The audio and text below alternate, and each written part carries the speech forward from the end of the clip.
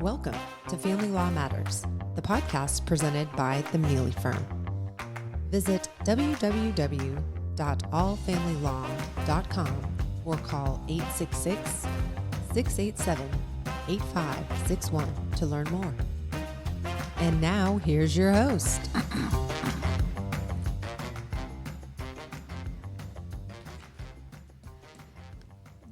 Hello and welcome, everybody, to another episode of Family Law Matters. We're all gathered here today to talk about managing the holidays in the wake of divorce. And let's take a moment for everybody to introduce themselves so our listeners know who they're listening to. Courtney Bernard-Rance, the managing attorney of our Forsyth County office. I'm Jeff Wilson, Chief Financial Officer for the Mealy Firm based out of Marietta, Georgia. Julie Watkins, the paralegal manager for the Mealy Firm and the paralegal out of the Forsyth office. Terrell Lee, client coordinator out of the Atlanta office. All right, and I'm Michael Mealy of the Mealy Firm. Actually, you all are, so not Michael Mealy, obviously, but of the Mealy. Anyway, another story. So today we're talking about managing the holidays in the wake of divorce. Since we do family law, we have an awful lot of knowledge about that, decades of knowledge about that.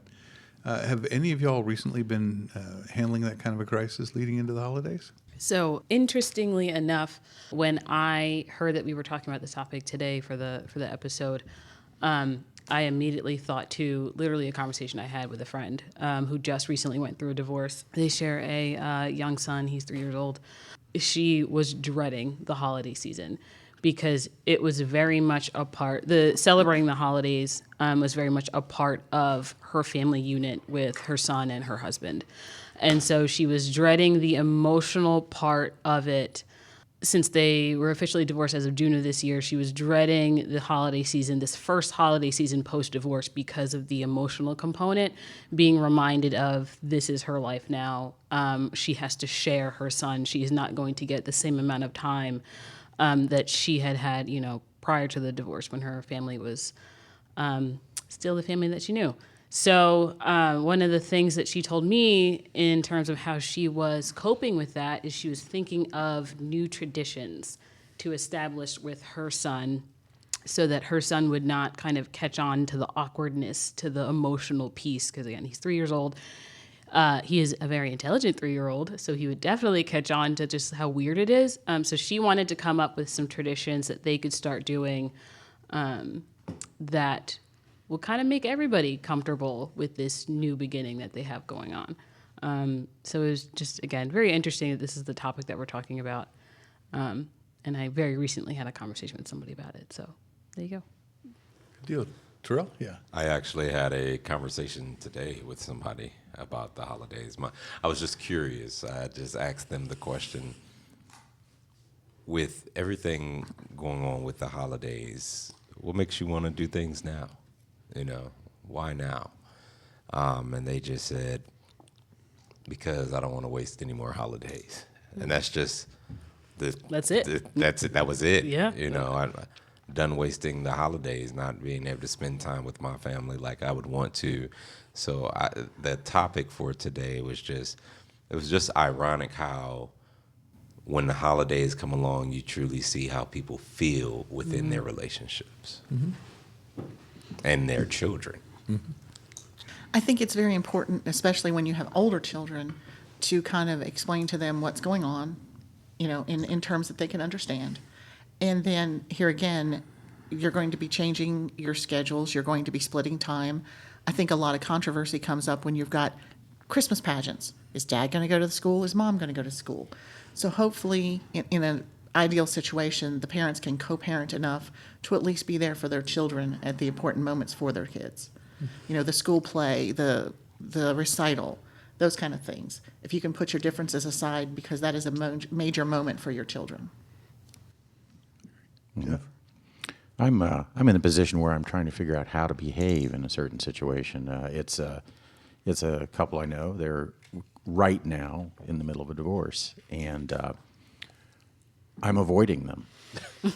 And I think that's probably gotta hurt. Maybe it hurts, maybe they haven't noticed, but it raises within me a question of if you are on the inside of this looking out and your friends, people you've known a long time, they're avoiding you. What do you think about that? How do you address that? are you up front when saying, hey, don't avoid me, it's a divorce, it's not the end of the world? Or would they rather have that solitude? And I'm in the middle of that right now. I don't know the right thing to do. I'm a habitually bad person anyway. But if I did want to do the right thing here, I wouldn't know what it is. So they haven't decided when they're divvying up friends who gets you, huh? That's right, or who has to take me. Got it. But the thing is I like them both, and I, out of concern for saying the wrong thing, and that's the other person I am the person that always says the wrong thing. In an effort not to be that person, I just wave and I run in my house, I think that has to be a component for a lot of people when they realize that their relationship with somebody, even if it is just the schmo in the neighborhood, that has fractured something, that's changed something, and why. So I don't have a conclusion for that. I'm just throwing that out there as that's a thing.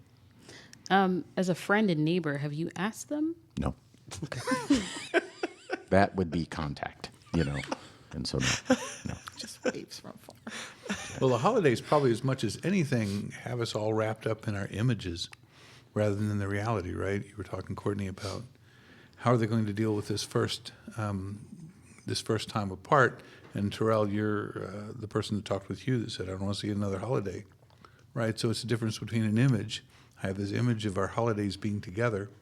And if it were some way to be able to go back in time and remember that moment, the last holiday, when they're looking at their child underneath the tree and they look up and their eyes lock to each other, and the look is not one of, oh, my intended, right? My heart beats, but rather, how can I get away from it? Right? That you can, if there's any way to be able to move from this grand image that may have no basis in reality into something that is far more reality-based, so that there's an opportunity to start fresh, to do something new, to create something genuine and authentic. It doesn't right off make it any easier, does it? It's like, okay, that's logical, but it isn't where my heart is. So how do we advise to make that transition from the longing to being able to open yourself to the opportunity of what's actually going on, that your kid is there opening up presents under the tree and you aren't having to deal with the other person who wasn't all there for you? I'll jump in on that one. So a conversation I did have with somebody about a week and a half ago, leading up to the holidays. She has 3 young children. And her big thing was, where does she go for the holidays? How does she tell her children we're splitting the holidays? And for me, just trying to be on the inside of the box for a second, I think as a child, what would I think? Most kids may not have that comprehension, but some may think, oh, I have 2 Christmases. Oh, I have, so it's like, how do you tell your children without it being something that's disappointing and sad, but more so exciting and adventurous, is how I spoke to her about it. Because children, their minds are so sensitive. They absorb everything. So when you put in perspective of a separation, especially around the holidays, you have to still bring some type of joy and excitement to them. And that's how I explained it, as best I could, just not being in the situation, but from the outside looking in of how I would want my children to be explained things to, and to give them that understanding. There's that whole question also of how to divide up the holidays.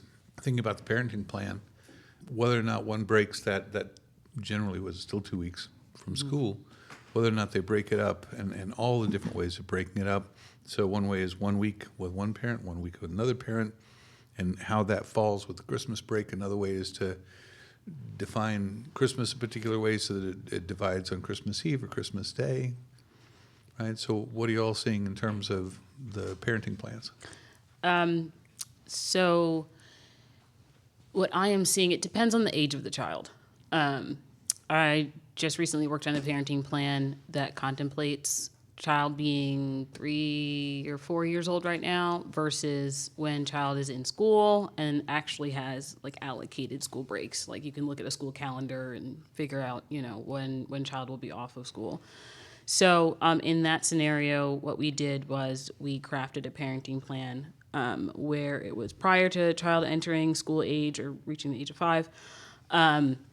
Parties would actually split the actual day. So they would split Christmas Eve, they would split Christmas Day, even Thanksgiving. They would split Thanksgiving, and we threw Halloween in there because, again, Halloween tends to be a big deal for most kids. So parties split the actual day. And then once child turned 5 or entered school, then we would, the parties would shift to what the school calendar dictates. So, every odd year, mom would get Thanksgiving break. Every even year, dad would get the first half of Christmas or winter break part 1, and then mom would get the second half. So yeah, it in my experience, it really depends on the age of the child.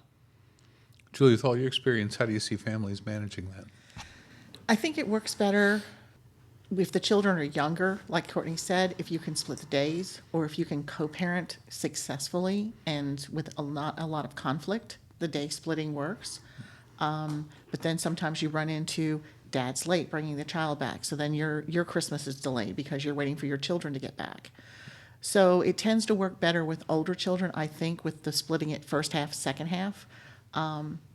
And it doesn't break up the day. They get to enjoy more time with whomever they're spending Christmas Day with, or, so on and so forth, because they're not getting up right after dinner or right after lunch and saying, oh, now I got to go to mom's house.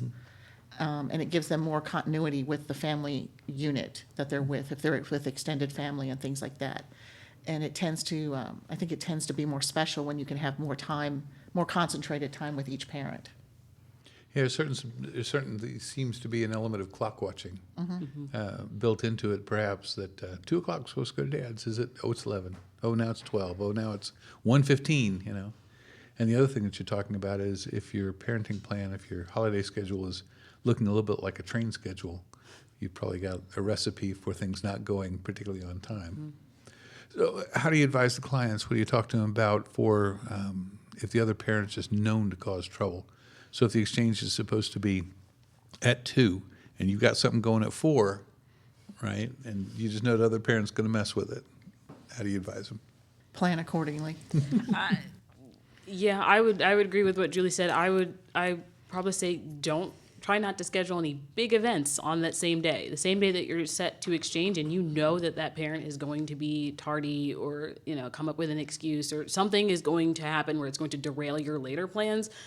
Plan accordingly. Plan for whatever event was supposed to take place that day of the exchange. Plan for it to take place the next day. I take the position that children are not particularly in tune with the day.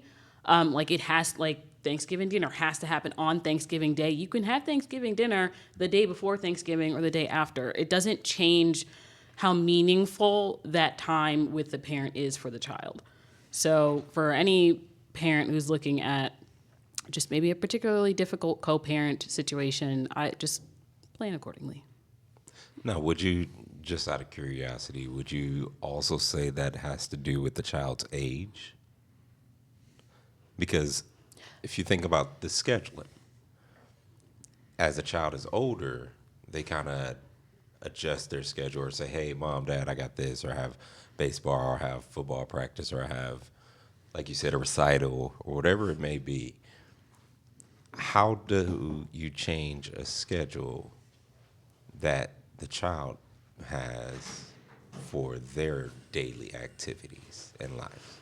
So the parenting plan, most if not all of them, have a particular portion or a term in there that says parties shall work together to ensure that child is still able to attend extracurricular activities, or parents recognize it as the child grows older, they will become involved in activities. They might get a part-time job. They would rather hang out with friends than their parents.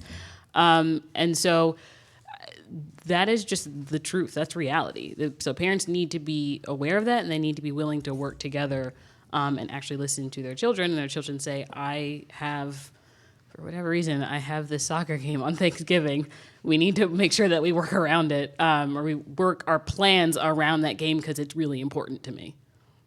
Do you see this, and do you actually advise this, that when there is an area where the two parties may come into contact, and they don't have to, do you advise them to don't go there?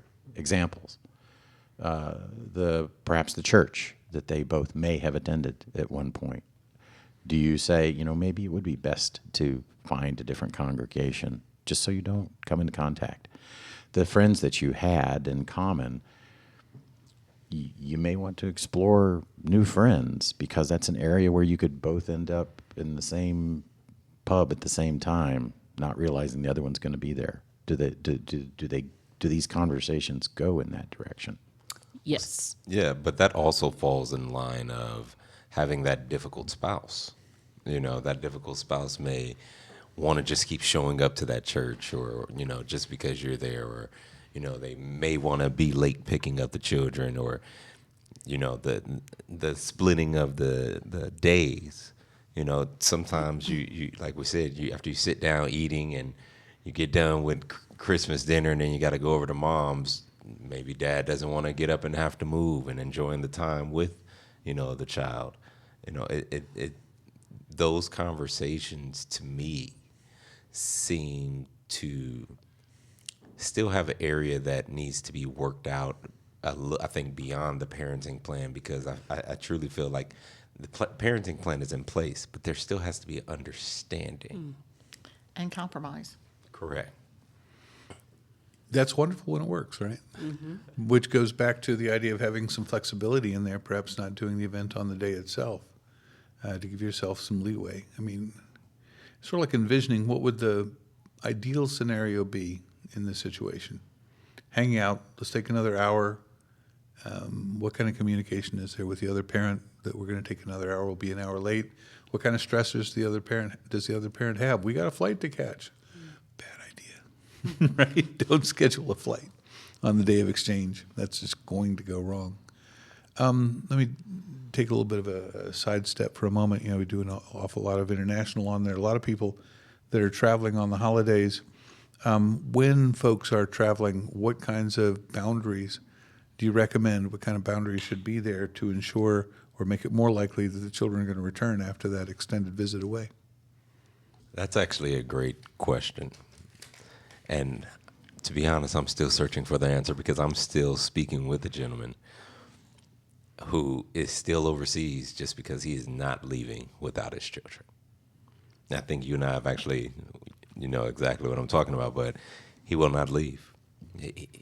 He will not leave. And it comes a point to where you have to really dig deep within yourself and say, what is the end all be all? What am I going to be able to accomplish, with or without help? How can I make sure they're coming back with me? So that's a tough question, because I'm still trying to figure that one out. Well, I guess this is regardless if there's a parenting plan in place. Obviously, if there's a parenting plan in place, there is a court order. It is a court order, and it directs parties on when they are supposed to exchange, when they're supposed to return the child, when they're supposed to have their parenting time. But of course, an extra layer of the parenting plan, especially when there are parties that are traveling internationally, is the international travel agreement. And usually in that agreement, there are terms that protect everybody, but mostly the child, in that parties are required to stipulate as to, where the home state of the child is as part of that agreement. So you already know that when you're sending your child on that plane to go visit their dad in London, there is an agreement that says Georgia is the home state of the child. And so if we're talking about the potential for dad to keep child past the time that is contemplated by the parenting plan, or by agreement of the parties, or agreement of the parents, you know that there's an agreement. They break the agreement. There's an international agreement. They break that agreement. There are remedies, i.e. Hague, to bring that child back home safe. Right, you're creating certain admissions for the parent that's wanting to keep the child, saying, here's how I'm going to lose my own case, right? Set them up. Yeah, this isn't going to work. No, it isn't going to fly. And similarly for interstate, right, that obviously we have the Uniform Child Custody Jurisdiction Enforcement Act to use, but it's sort of along the lines of good fences make great neighbors, that if you can have the parties agree as to, like I say, where the child's residence is, that the child is still doing well, so that there are defenses that are lost because the agreement bars them from being raised, that you've got a much stronger chance of it being safe for that child to travel with the other parent out of state or out of country. Can it be stipulated in a divorce agreement, a custody agreement, that the child cannot be taken to a country that is a non-signatory, or else that represents the same as failure to return? You can. The trick of that is, I want to be careful. Well, we're putting this out in the public anyway. The trick of that is that we've seen in practice, and for some reason Amsterdam seems to be the center of this, is that folks will go to the Netherlands, which is signatory, and from the Netherlands go wherever they want. Right? So you can have a clause in there that you won't go to anywhere that's non-signatory, but it isn't ironclad, right? Because once they wind up somewhere that's non-signatory, you've got all the work to try to get the kids back without the benefit of an international agreement to help you get them back. Let me ask this question, and maybe somebody can, shed some light on this. In regards to a parenting plan and children and the holidays, what is your take on parents and the children in regards to, do you think it's the parents that are putting up the fight towards each other because they're upset with each other, or do you think it's the parents, trying to spend all the time they have with the children because of what they think that the other parent may do when it comes to the holidays? You mean like jealousy that I don't want you to go have fun with Dad because Right. he's such a fun guy? So it's like, do you Yeah. think it's more so, oh, I'm upset with your dad, so I'm going to keep you away? Or do you think, where have you heard? Yeah, people are as different as they can possibly be. There are certainly some folks that see their children as possessions, and so they don't want to share their possessions.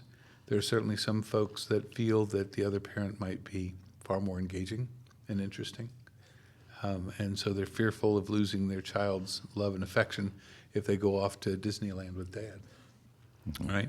So it goes back to Julie's point earlier about how the people behaved with each other before is a great predictor for how they're going to behave in the future, which goes to your question about sharing church, right?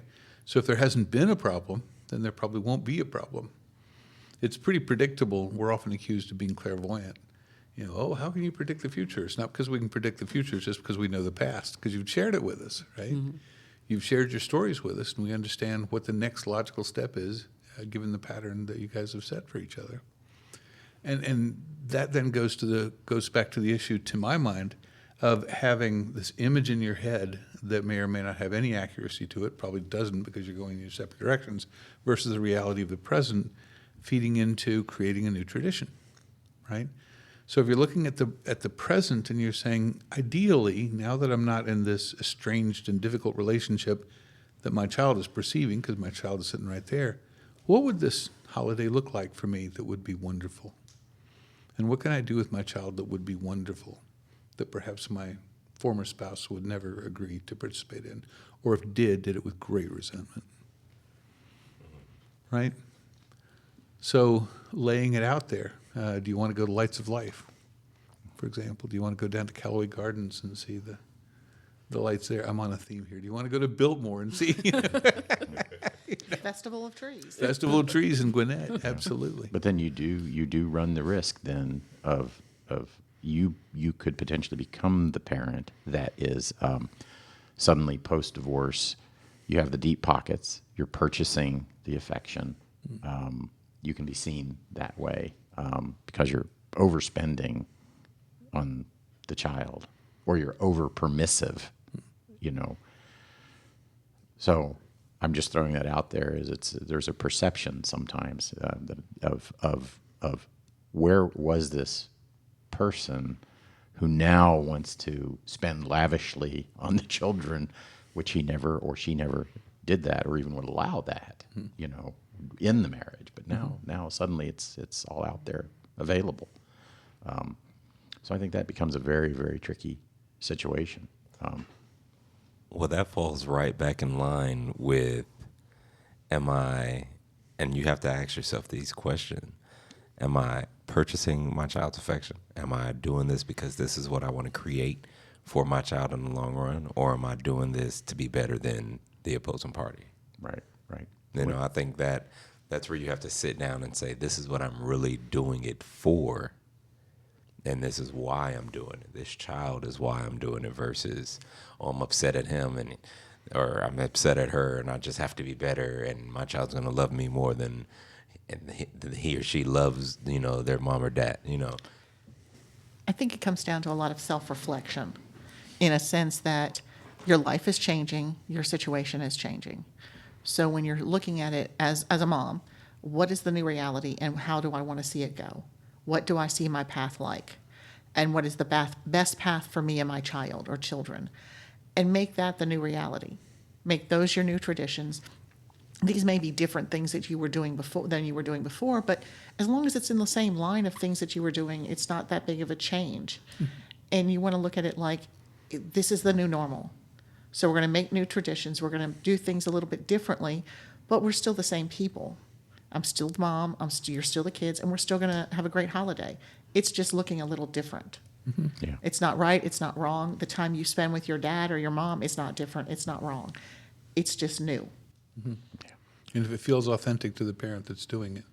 You know, I was going down the lines of going off on these wild adventures, but by the same token, don't we know plenty of people who what they want to instill in their children is, today we're going to go down to Atlanta Mission and we're going to feed some people, right? So what is it that you want to impart to that child? What is their experience? Ideally, what would their experience be? How can you share that with them and create the new tradition? Mm-hmm. So you guys hearing of any new traditions being created? I did actually hear, it was a funny tradition. I've never heard this before. But the gentleman that I was speaking with stated that the new tradition for his child, him and his child, is to go to Aspen just so he could find a place where him and his son can sled nonstop.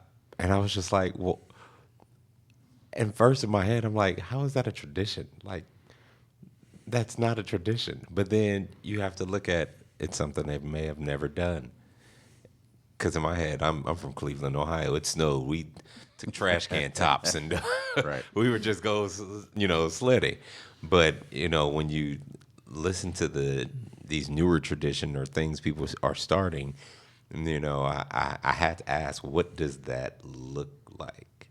Are you just going to Aspen and, you're just going to find sleds and just go sledding all the time? He said, if that's what we're going to do, then that's what we're going to do. And I was just like, okay, that's actually, I understand. But I guess I would look at tradition like, let's decorate differently, or let's, I guess people truly create their own traditions and memories for them to have that moment and say, Dad or Mom did this, and this was great, and this was amazing. Mm-hmm. So, yeah, I think you have to, and sometimes you have to be kind of the devil's advocate. I have had that personal experience of someone complaining to me, probably correctly, that their former husband is now, Mr. Deep Pockets when it comes to the kids, and he's off doing all these wonderful things that never seemed to be inclined to do before.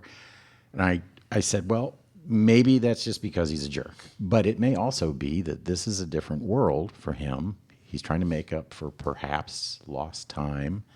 And I relayed the experience that personally, when my children were born, my grandparents were abducted by aliens and taken off to a different planet. And they were replaced by two people who were not my parents, but were my children's grandparents, and they were totally different people. It was amazing, They looked like them, but they weren't the same people.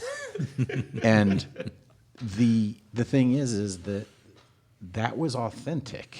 It puzzled me, but it was authentic, and it was a different world. They now had a different world. My parents had a different world that involved grandchildren, and that called for different things, things I had never seen before. So I said that because it's like, this may not just be because he's a jerk. He could still be a jerk and still be trying to do the right thing, but in the end, is it harmful? I don't think it's harmful, but I think, it requires, there's a lot of burdens. You see, you guys are in it every day. You see there are a lot of burdens upon people who have to go through a divorce. There's a big checklist, there of places where you're going to have to give grace and be patient, and really pick your battles. That's one of them, I think. I will say, though, that sometimes people find their joy and or their happiness once they get out of a situation which changes them. Mm-hmm. So that's an important piece, too, because like you said, that person said, well, they weren't doing this before. Maybe they didn't even think about it until it was like, okay, everybody's gone now. Now I have to figure out how to make time for my children. They weren't at liberty to. They weren't free to. Right. One of the important things I want to note is in this transition, and let's say one parent's doing all of these new things, you as the other parent need to encourage your children and enrich that for your children. Don't knock what your spouse is doing just because you're not doing it with them. Don't say, oh, well, Dad took me to Festival of Trees, and you go, oh, well, that was dumb. Encourage your children to enjoy what they're doing with their other parent. You want to foster that relationship with both parents. In the same sense, you don't want Dad saying, oh, well, Mom did this, and you're bad-mouthing that. You want your children to enjoy the experiences with both parents and to enrich that for them, opposed to tearing it down because of some inner fighting that you have with the ex-spouse. Yeah, and it'll pay back in dividends as well, because the children will pick up on that. It's that opportunity that y'all are talking about, that if you're going to go through this transition, you would hope that folks are at liberty to examine themselves and say, what do I want to do now? I'm thinking about, along the lines of what you're talking about, Jeff, the dad who took the traditional route when the children were born of, well, I'm the wage earner and I'm going to go to work, and that means I won't be home to wake them up, and I won't be home to put them to bed, and here comes the divorce because he's never around. And so he has an opportunity at that moment to say, this is not really who I want to be. Maybe I want to be a more engaged and involved parent and spend more time with the children and back off on how much I'm working and what my trajectory will be. And the same for Mom, that she should be able to create a whole new route to go. And that might mean doing very different things than what they'd done before. I've never skied before in my life, but now we're going to have this new tradition of going sledding in Vail because you're less likely to break your leg. I don't know. But just to go out there and experience something new and take the children along for their benefit as well. So how about for, when we're talking about the parent who has the deep pockets, how about for the parent that doesn't have the deep pockets? And dealing with that, and how can they balance the experience that they provide their children without the deep pockets? I honestly think that, to be honest, especially when it comes to children, a lot of people think that children are a lot more difficult than they typically appear to be. But most people don't understand children are very simple. They just want to have fun. They just want to be happy. Not all the time does it take spending $1,000 every time you're with your child. That child may enjoy, going to the park with you. That child may enjoy going to, see a movie with you. I actually, on the way here, a friend of mine said, hey, I'm about to go see Moana with my daughter. That doesn't cost $1 million. That doesn't, and I could hear her daughter in the background, and I'm going to wear my bunny ears, And I'm thinking, bunny ears and Moana, how does that, I thought they were fish and things, but it just goes to show that children are happy as long as they're doing things that make them happy. They're doing things that make them smile. A lot of children aren't thinking about the money aspect of things or how much money costs. Typically you don't see children waving around $100, unless you're buckwheat and I got $1, It's more about quality time than Exactly. what you're spending. Yeah, children are going to remember the experience. They're not going to remember how much, mom or dad dropped on this trip to Aspen. They're looking forward to sledding down or snowboarding, sledding, all those wonderful winter activities. They're looking forward to the experience of that and not so much, I get to go to Aspen with dad.